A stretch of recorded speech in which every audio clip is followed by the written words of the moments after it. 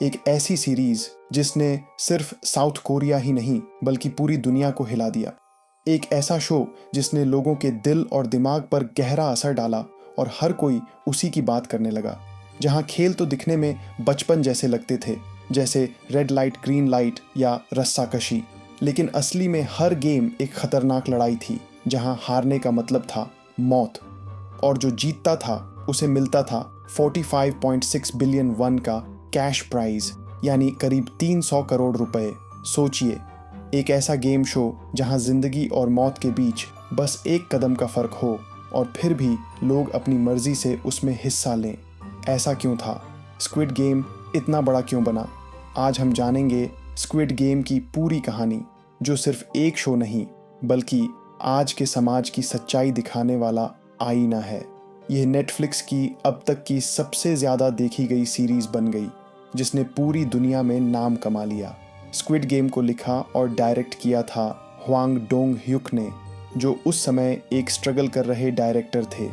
उन्होंने ये कहानी 2008 में लिखी थी, पर किसी को पसंद नहीं आई। हर प्रोडक्शन हाउस ने मना कर दिया। किसी ने कहा ये बहुत हिंसक है, किसी ने कहा ये बहुत अजीब और हकीकत से दूर है।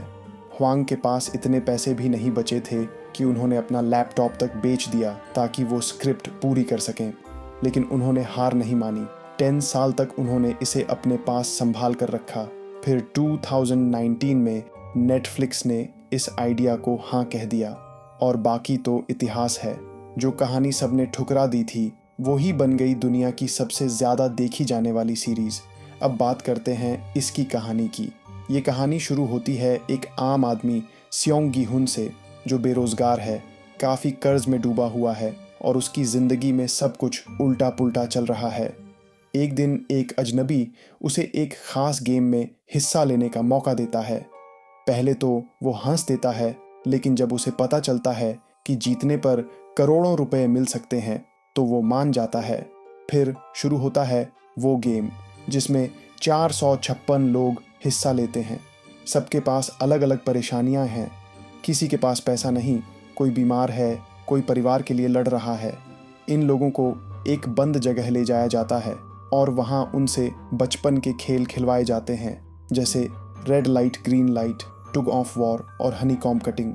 लेकिन असली फ़र्क ये था, जो हारता वो मारा जाता।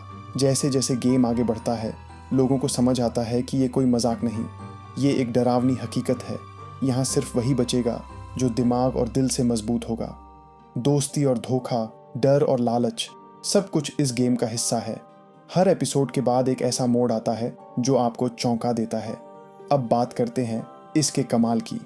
स्क्विड गेम ने रिलीज़ के पहले 28 दिनों में ही 1,11,00,000 लोग देख चुके थे और ये नेटफ्लिक्स की सबसे बड़ी सीरीज़ बन गई। ये 94 देशों में नंबर 1 ट्रेंड कर रही थी। इसका बजट था सिर्फ $21 मिलियन, यानी करीब 175 करोड़ रुपए, लेकिन इसने कमाए $900 मिलियन, यानी करीब 7,500 करोड़ रुपए, यानी एक छोटा बजट और कमाल का फ़ायदा। स्क्विड गेम लोगों को इसलिए पसंद आई क्योंकि इसमें सिर्फ खेल नहीं था, इसमें वो दर्द और सच्चाई थी जो बहुत सारे लोग रोज़ झेलते हैं।